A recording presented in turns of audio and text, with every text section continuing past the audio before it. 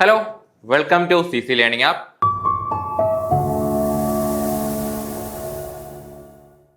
അപ്പോൾ നമ്മൾ company board LGS എന്ന് പറയുന്ന ആ ഒരു പരീക്ഷയെ അഭിമുഖീകരിക്കാനായിട്ട് പോവുകയാണ്. വലിയ പരീക്ഷയാണെന്ന് ചോദിക്കുകയാണെങ്കിൽ അത്ര വലിയ പരീക്ഷയൊന്നും അല്ല, പക്ഷെ കാര്യമായിട്ട് തന്നെ നിയമനം നടക്കുന്ന ഒരു പരീക്ഷയാണ് ഈ ഒരു കമ്പനി ബോർഡ് LGS എന്ന് പറയുന്നത്. അപ്പോൾ പരീക്ഷയെ പറ്റി നോക്കുകയാണെങ്കിൽ നമ്മളതിൻ്റെ ഫസ്റ്റ് ഫേസ് ജൂലൈ 18-ാം തീയതിയാണ് അതിൻ്റെ ഒന്നാമത്തെ ഫേസ് വരുന്നത്. പക്ഷെ ഈ ഒരു ഫേസ് 1 കൂടി തന്നെയാണ് ഫേസ് 2-ന്റെയും പ്രിലിംസ് പരീക്ഷ നടക്കാനായിട്ട് പോകുന്നത്. പ്രിലിംസ് ആണ് നമുക്ക് വരാനായിട്ട് പോകുന്നത് ജൂലൈ 18-ാം തീയതി. അതിന്റെ പ്രിലിംസ് എക്സാം ആണ്.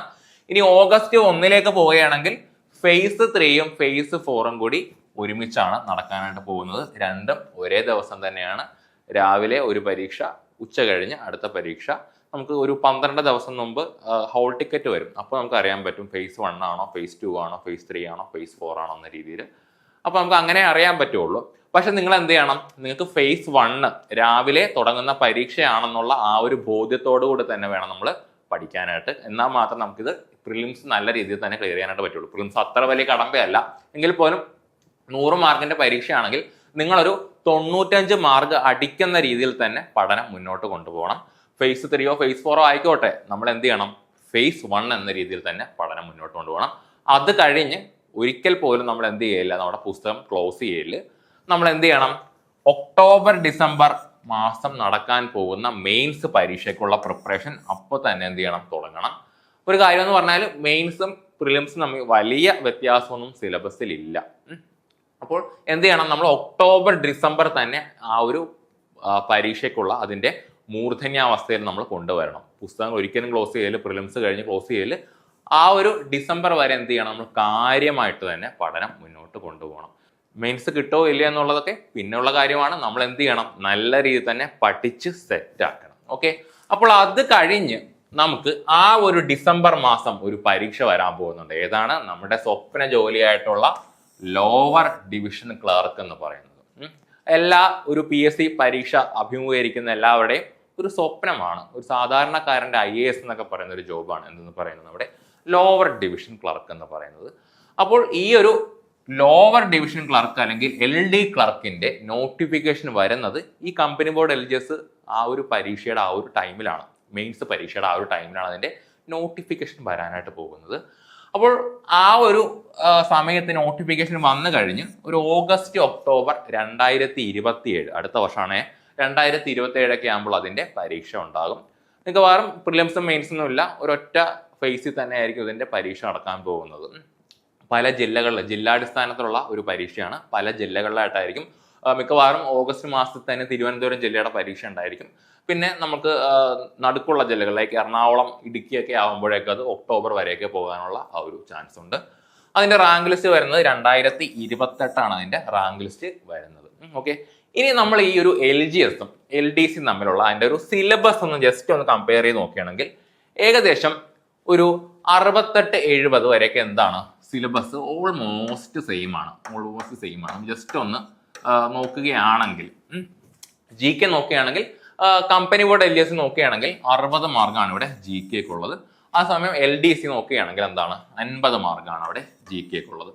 ഇനി കറണ്ട് അഫയേഴ്സ് നോക്കുകയാണെങ്കിൽ ഈ കറണ്ട് അഫയേഴ്സ് എന്നുള്ളത് GKയുടെ പാർട്ടായിട്ട് തന്നെയാണ് എവിടെ ഇൻക്ലൂഡ് ചെയ്തേക്കുന്നത്, നമ്മുടെ കമ്പനി ബോർഡ് LGSൽ ഇൻക്ലൂഡ് ചെയ്തേക്കുന്നത്. ഇനി LDCയിലേക്ക് നോക്കുകയാണെങ്കിൽ അവിടെ 20 മാർക്കാണ് CAക്ക് ഉള്ളത്. ഒരു PSC പരീക്ഷയെ സംബന്ധിച്ചോളം ഏറ്റവും കൂടുതൽ കറണ്ട് അഫയേഴ്സിന് ഇമ്പോർട്ടൻസ് ഉള്ള പരീക്ഷ ഏതാണെന്ന് നോക്കുകയാണെങ്കിൽ അത് LD ക്ലർക്കാണ്. അപ്പോൾ നമ്മൾ വിചാരിക്കും കറണ്ട് അഫയേഴ്സ് അപ്പോൾ പഠിക്കാൻ പോയാലേ കാര്യമുള്ളൂ. അങ്ങനെയൊന്നുമില്ല. നിങ്ങൾ ഇപ്പോൾ തന്നെ ഈ വീഡിയോ കാണുവാണെങ്കിൽ അപ്പോൾ തന്നെ എന്ത് ചെയ്യണം, ഈ ഒരു കറണ്ട് അഫയേഴ്സിന് വേണ്ടിയിട്ട് ഒരു ബുക്ക് തയ്യാറാക്കണം. ഓരോ ദിവസത്തെയും പ്രധാനപ്പെട്ട കറണ്ട് അഫയേഴ്സ് നിങ്ങൾ നോട്ട് ചെയ്ത് വെക്കണം. നമ്മൾ കോമ്പറ്റേറ്റീവ് ക്രാക്കറിൻ്റെ ആപ്പിലേക്ക് വന്നാൽ തന്നെ ഫ്രീ ആയിട്ട് തന്നെ നമുക്ക് കറണ്ട് അഫയേഴ്സ് എല്ലാം ലഭ്യമാകുന്നു. ഓരോ ദിവസത്തെയും പ്രധാനപ്പെട്ട കറണ്ട് അഫയേഴ്സ് നിങ്ങൾക്ക് ലഭ്യമായിരിക്കും. ഇനി സയൻസിലേക്ക് നോക്കുകയാണെങ്കിൽ കമ്പനി ബോർഡ് LGSന് അവിടെ പ്രത്യേകം ഫിസിക്കൽ സയൻസ്, നാച്ചുറൽ സയൻസ് എന്ന ഡിവിഷനോടുകൂടി തന്നെ സയൻസിനെ ഡിഫൈൻ ചെയ്ത് വെച്ചിട്ടുണ്ട്.